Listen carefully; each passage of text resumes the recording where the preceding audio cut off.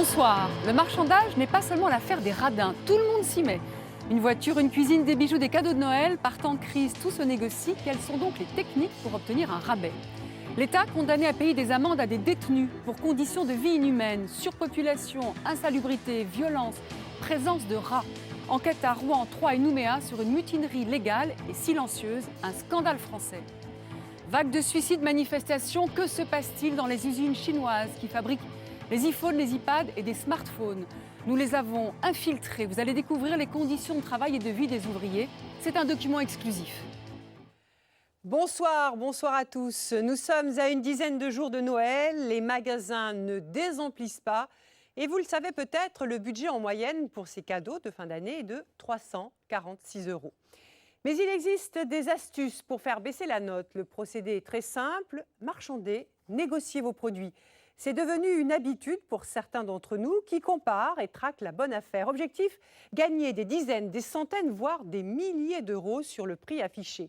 Et vous allez le voir, nous avons découvert des stages spécialisés dans l'apprentissage de ces techniques. Alors, si vous êtes décidé à négocier, suivez le guide. Notre journaliste Paul de Genève s'est penché sur cette actualité. Il vous donnera encore plus de conseils tout à l'heure sur ce plateau en répondant aux questions de Guylaine. Dans ce royaume du parquet low cost, Abdel Seni, le directeur du magasin, n'en revient toujours pas.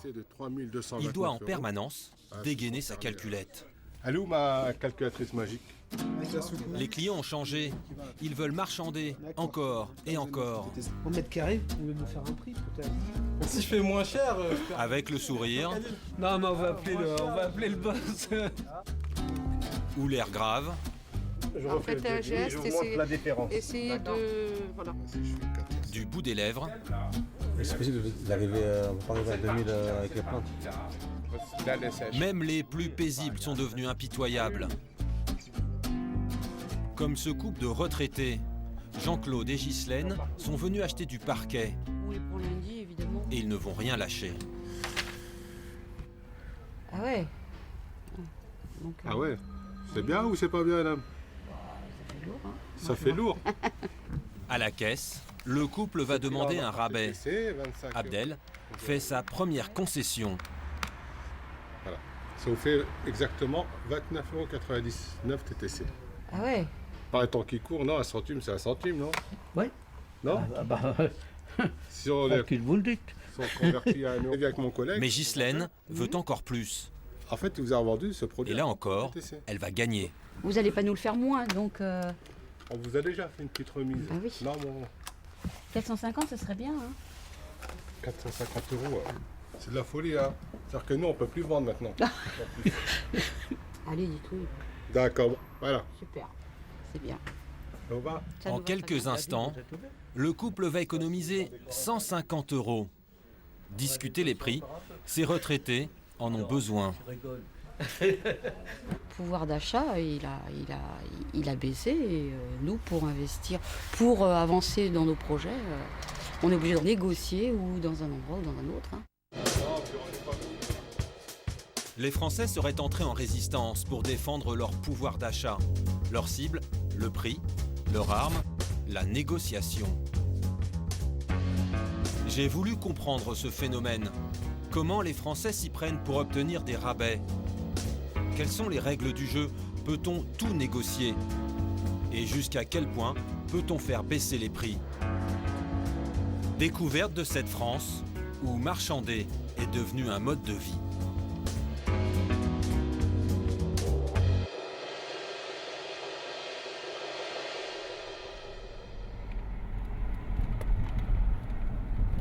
Mon enquête chez ces Français qui négocient commence à Saint-Jory, dans la banlieue de Toulouse. J'ai rendez-vous dans ce petit pavillon. Ce jour-là, quand je pousse la porte, le fronton de La Rochelle, D'accord. ici, en fait, on mettrait quand même un sabot pour assurer la fixation. David et Mélissa sont en pleine discussion avec un entrepreneur. Ils veulent construire une chambre pour l'arrivée de leur futur bébé. D'accord. D'accord. De 22 mm. L'artisan est venu leur présenter son projet. Si vous voulez mettre, David et Mélissa sont séduits, à un détail près. Ça c'est dit, ça nous permet de comprendre un petit peu. Le devis leur semble trop élevé. D'accord. Alors, au total, on est à 2765 TTC. David va alors lui poser sa question fétiche, la formule magique qui permet de faire baisser les prix. Quelque chose près au niveau des différents devis. Est-ce que, en étant prêt à travailler avec vous, est-ce que vous croyez qu'il y a quelque chose qui peut être fait financièrement? Est-ce qu'il y a un petit geste supplémentaire qui peut être fait pour nous aider à prendre la bonne décision? L'homme va réfléchir, mais le couple est plutôt confiant. Ok, super. On vous remercie d'être passé. Avec plaisir, merci de votre accueil. Cela fait 3 ans qu'ils négocient systématiquement les prix et ils obtiennent presque toujours une ristourne ou un rabais. Pour me le prouver, petite visite du propriétaire.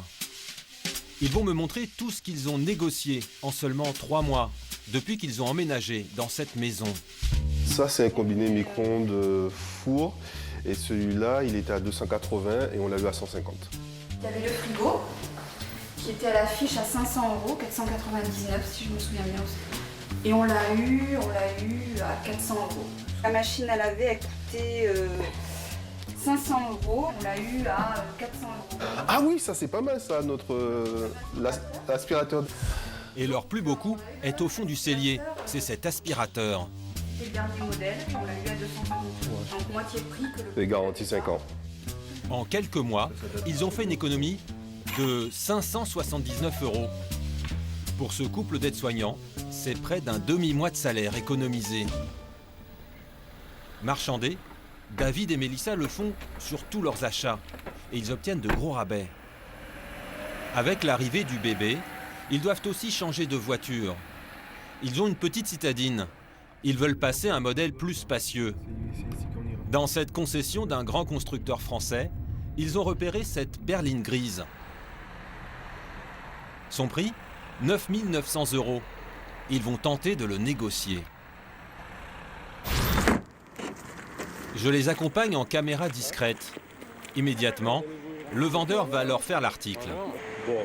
Ça, vous faites de super coups là-dessus. Hein. Maximum. Pour faire baisser le prix, David a besoin d'arguments. Alors, il va traquer les défauts du véhicule, à commencer par les pneus. Apparemment, ils sont très usés. Le témoin d'usure, il est où? On y est dessus. Et donc là, et on roule dessus. Et donc ça veut dire qu'on va devoir le changer très très rapidement. Au niveau des pneus, vous pensez qu'ils vont devoir être changés parce que je vois ils sont moyens. Ouais. Le vendeur tente de se justifier. C'est nickel. Là, c'est les mêmes très hauts. Mais les 3 quarts des voitures que vous allez voir, les 3 quarts, c'est ça. Hein. Pour finalement accepter un premier gros rabais. Il y a 9 900. 8,5, hein, je peux pas aller plus loin. Là, on est au rabais pas traite. Hein. J'ai tenu compte de tout ça. Là. 1500 € de remise. C'est 15% du prix. Mais pour David, ce n'est pas suffisant. Il va encore insister et faire une promesse au vendeur. Bon, si on vous garantit de prendre la voiture, vous nous faites un petit geste de plus, un petit truc en plus. Quelques instants de réflexion et le vendeur cède. Moi, je vais vous dire 8 000 €. En moins d'un quart d'heure, David et Mélissa ont obtenu près de 2 000 € de ristourne. Il leur reste maintenant à vérifier qu'ils peuvent signer un aussi gros chèque. Avec la naissance de leur premier enfant, ils ont beaucoup de frais et leur budget est de plus en plus serré. Ces dernières années, le couple a vu ses dépenses progresser inexorablement. Ici, tu es à 30,25. Voilà la mutuelle qui était en 2010 à 26,75. Et là, elle est à 30,25. pour l'assurance voiture, pour la même voiture. Hein, puisque ça Ouais, fait... alors tu étais là à... Donc en 2010, on payait 46,37 €. Et là, on est à 49,77. Des petites augmentations qui, mises bout à bout, les mettent dans le rouge. En 2010, ils finissaient le mois en positif. Aujourd'hui, ils sont à découvert. C'est parlant. Hein. Je comprends alors que pour eux, négocier, c'est d'abord une nécessité. Voilà, sur le même coup. Au quotidien, c'est pas un jeu. C'est pas une chose qu'on fait, en l'occurrence que moi je fais aisément négocier. Mais c'est quelque chose dont je me sens obligée de faire à l'heure actuelle pour pouvoir conserver mon style de vie, pour pouvoir m'acheter ce dont j'ai besoin. Qu'est-ce que tu trouves ici? La crise économique, la baisse du pouvoir d'achat, serait un terreau très favorable à la négociation. Mais est-ce bien la seule raison qui pousse les Français à marchander? Pour mieux comprendre cette évolution, je décide de rencontrer une spécialiste des comportements des consommateurs. Diouldé Chartier vient de boucler une enquête inédite sur les nouvelles habitudes des clients français. Elle a découvert que si nous discutons des prix, ce n'est pas uniquement à cause de la crise. La négociation, c'est un comportement archaïque qui a été remis en selle par la rencontre entre la crise et le web. Et le web est un lieu où elle s'exprime particulièrement puisque c'est là qu'il trouve des solutions à la crise. Depuis l'arrivée du commerce en ligne, le prix ne reflèterait plus la valeur des choses. Un produit, qu'est-ce qui va se vendre beaucoup? Là, pour un même appareil photo, vous allez avoir, selon l'endroit où vous allez le trouver, des prix qui vont varier de 2300 jusqu'à au-delà de 3000. Donc ça va ancrer l'idée qu'il n'y a pas un prix de référence pour ce produit, que finalement, le prix, c'est celui qu'on arrive à obtenir. Il n'y a pas un prix fixe pour ce produit-là. Donc ça donne très très envie de négocier quand vous allez devant le commerçant. Je comprends désormais pourquoi négocier est en passe de devenir un nouveau mode de consommation.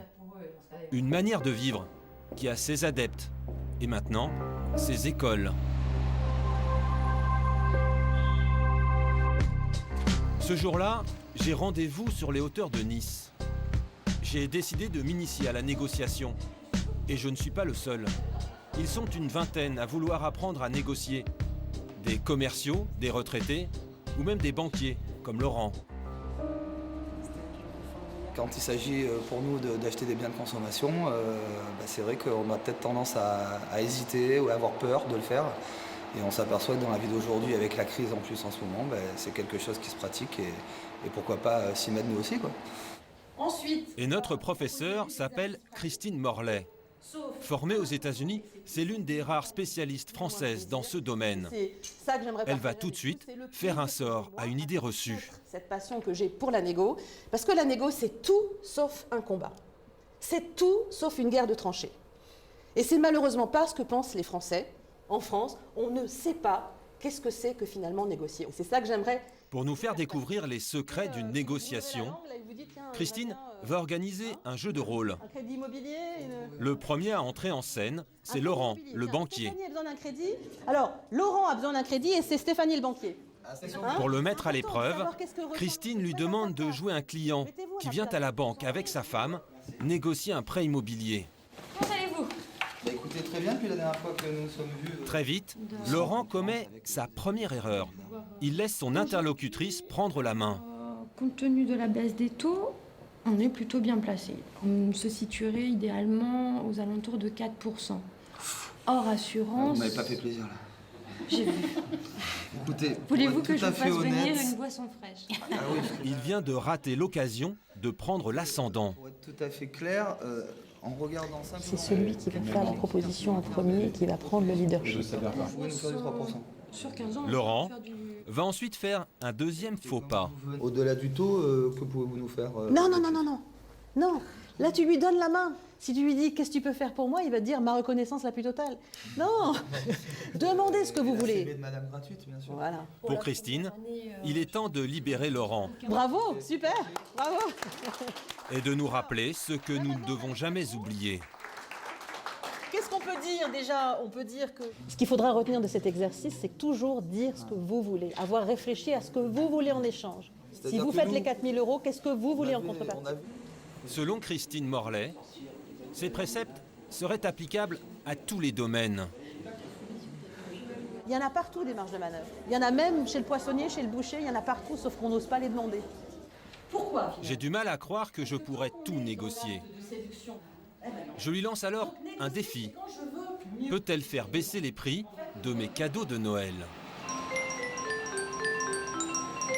Notre terrain de chasse, le centre-ville d'Antibes. Nous sommes attirés par une petite boutique de bijoux fantaisie, idéale pour les fêtes.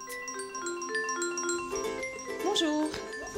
Ça fait du bien de se réchauffer un peu. Immédiatement, Christine cherche à s'attirer les bonnes grâces de la vendeuse. Alors là, c'est carrément éblouissant. Il y a plein de trucs. Ah, génial. Bah, c'est sûr que c'est le moment là. Puis, elle va lui annoncer combien elle pourrait dépenser. Tout est fabriqué ici. Moi, je me suis fixé un budget pour ma copine, ma mère. Et je vais avoir à peu près 50 €, quoi. D'accord.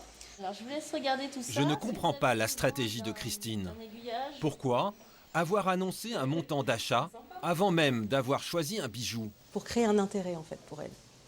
Parce que, en fait, le commerçant, on est toujours dans le même état d'esprit. C'est pour négocier, pour un commerçant, il faut que ce soit motivant.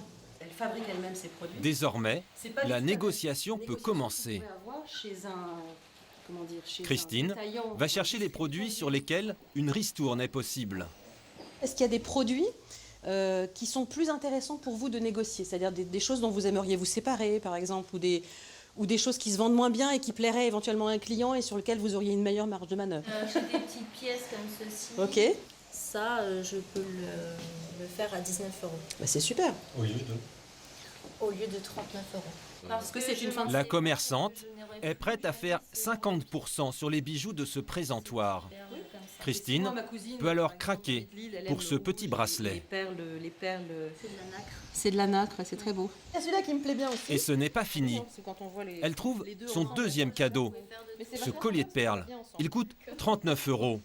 Problème, collier plus bracelet, c'est 58 €, au-dessus de son budget. Alors, elle va proposer un petit arrangement. Bon, imaginons que je les prenne tous les deux et que je paye cash en espèces. Ça vous intéresse? Vous aviez en budget 50 €? C'est ça, un peu plus? On peut dépasser un petit peu? C'est à 58, ça, les deux? 58 les deux, ouais. 50, ça serait bien. Même 48, 10 € de moins, ça m'irait bien, quoi. Je peux vous les faire à 50 €. À 50? Ok. Bon, c'est bien, c'est un bon deal.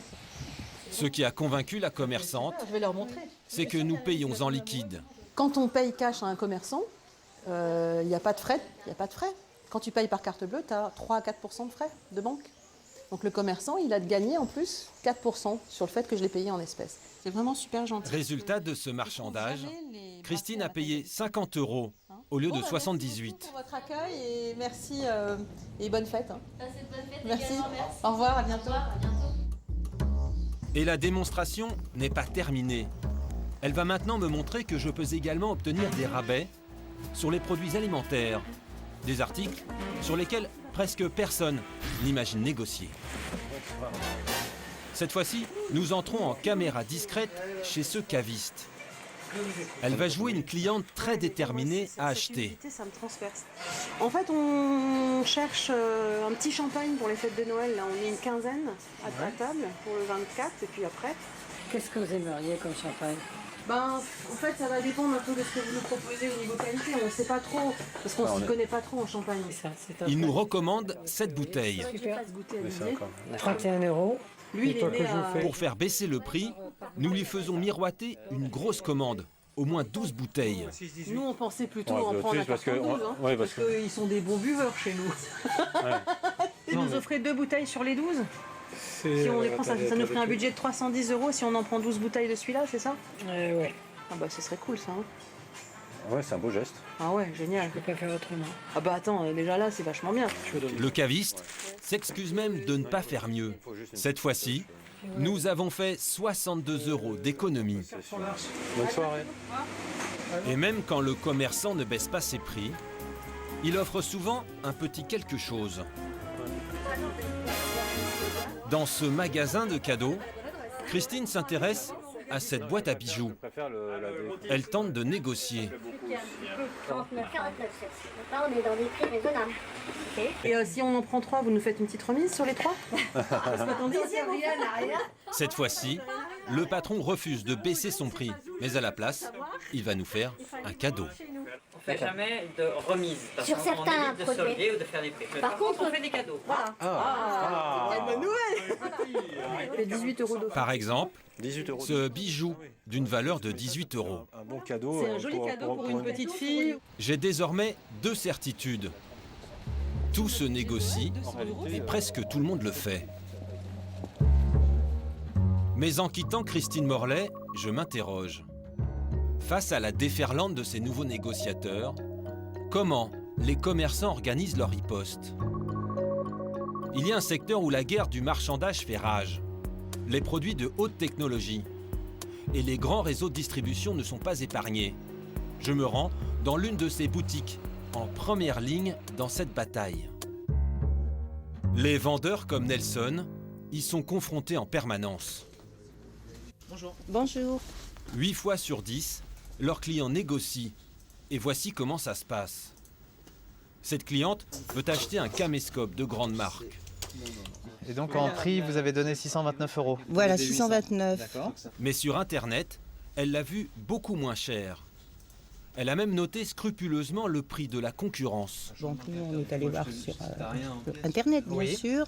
Donc chez Darty, donc seulement en commande Internet, hein, il est à 563,98. D'accord. À la Fnac, 559. Et en plus, à la Fnac, ils donnent des bons des chèques cadeaux de 10 € par 100 € d'achat. Donc ça fait déjà 509.